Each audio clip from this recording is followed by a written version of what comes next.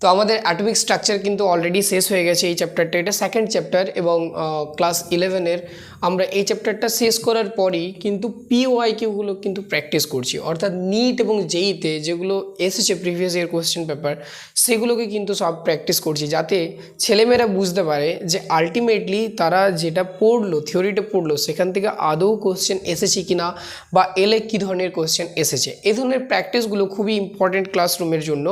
তার কারণ হচ্ছে এগুলো করলে পরে তারা অ্যাটলিস্ট আইডিয়া পাবে যে কোয়ালিটিটা কীরকম, অর্থাৎ আমাদের নর্মাল CBSE বোর্ডে কী ধরনের কোয়েশ্চেন জিজ্ঞেস করা হয় এবং তার থেকে আলাদাভাবে যেই মেন্স এবং নিটের জন্য কীভাবে কোয়েশ্চেন প্র্যাকটিস করানো হয়। আমরা সবসময় আমার 3টে ক্লাস হয়, তার মধ্যে 2টোতে আমি থিওরি পড়াই, অর্থাৎ সপ্তাহে বা উইকলি 3টে ক্লাস আমি দিই, তার মধ্যে 2টোতে থিওরি পড়াই এবং একটাতে শুধুমাত্র প্র্যাকটিস করানো হয়।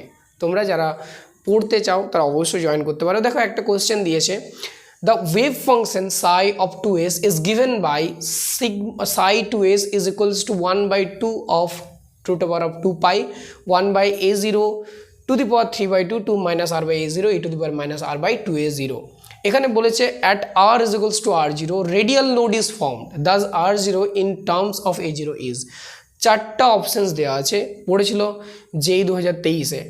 দেখো এই যে সাই ব্যাপারটা, সাইকে ওয়েভ ফাংশন বলা হয়। Psi is basically called wave functions, ঠিক আছে। আমাদের যেটা সাই, সেই সাইটাকে আমরা বলি সাই ইজ কল্ড ওয়েভ ফাংশন। এটা একটা ওয়েভ ফাংশন।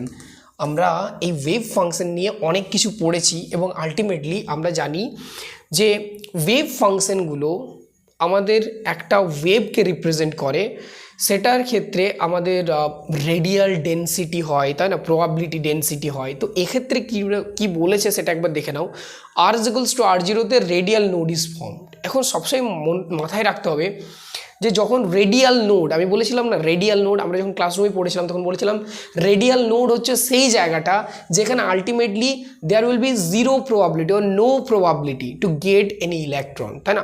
একটা ইলেকট্রনকে পাওয়ার প্রবাবিলিটি যেখানে সব থেকে কম সেটা হচ্ছে রেডিয়াল নোড। তাহলে সেখানে ডেনসিটি কত হবে? Probability density 0। এরপর সাইকে যদি ওয়েভ ফাংশন বলি, এটা আমাদেরকে জানতে হবে যে সাইয়ের যে স্কোয়ারটা, এই সাইয়ের স্কোয়ারটাকে আমরা বলি প্রবাবিলিটি ডেনসিটি। কি বলা হয়? Probability density. দেখো এই কোশ্চেনটা বোর্ড লেভেলে কখনোই জিজ্ঞেস করে না, কখনোই করবে না, কারণ আমরা একটা ওয়েভ ফাংশনের, এটা প্রপার একটা ওয়েভ ফাংশন, আমরা বলি না সাই একটা ওয়েভ ফাংশন, সেরকম ওয়েভ ফাংশন একটা প্রপার দেওয়া আছে।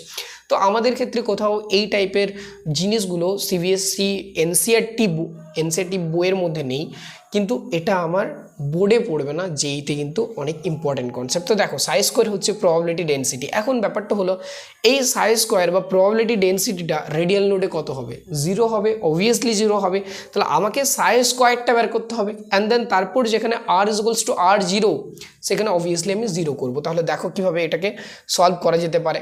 তাহলে আমি যদি বলি, আমার যেটা দেওয়া আছে psi 2s is equals to 1/2 of 2 pi 1 by a0 3/2 2 minus r by a0 e to the power minus 2a0।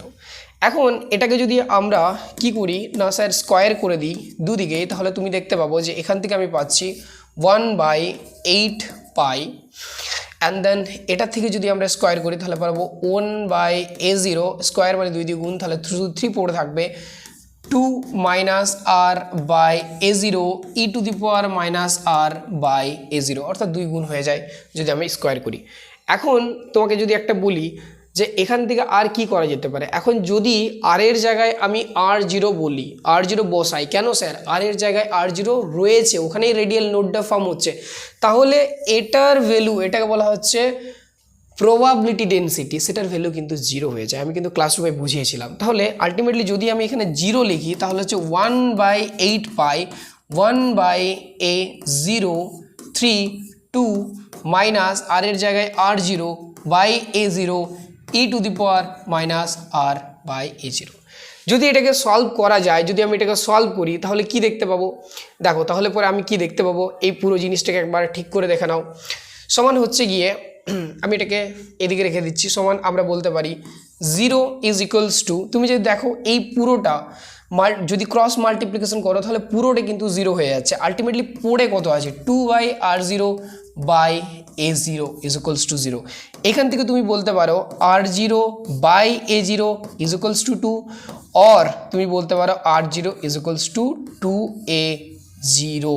r0 is equals to কত বলতে পারো 2a0। আমাকে কি বলেছিল যে আমাকে r0 in terms of a0, r0কে এক্সপ্রেস করতে বলেছে a0 টার্মসে। তাহলে আমাদের কি আসছে r0 is equals to 2a0। তার মানে কোনটা আমাদের সঠিক উত্তর? বি এরটা যেটা ছিল r0 is equals to 2a0, সেটা হচ্ছে আমাদের সঠিক উত্তর। তাহলে এভাবে আমরা কিন্তু সলভ করে নিতে পারি সমস্ত কোশ্চেনগুলোকে। কিন্তু হ্যাঁ, তার আগে কিন্তু থিওরিটা ভালোভাবে পড়তে হবে, কারণ থিওরি ভালোভাবে যদি আমরা না পড়ি তাহলে কিন্তু কোনো কোশ্চেনে সলভ করা আমাদের জন্য সহজ হবে না। তাই প্রথমে থিওরিটা ভালোভাবে পড়তে হবে এবং থিওরিটা পড়ার পর বাকি কোশ্চেনগুলোকে প্র্যাকটিস করতে হবে, যাতে ওই থিওরিটাকে ভালোভাবে অ্যাপ্লাই করতে পারি। আশা করি তোমরা বুঝতে পেরেছো। যদি তোমরা কেউ জয়েন হতে চাও আমাদের ক্লাসরুমে জয়েন হতে পারো, অ্যাটলিস্ট ট্রাই করে দেখতে পারো। আমার মনে হয় না তোমরা কোনো খারাপ কিছু পাবে।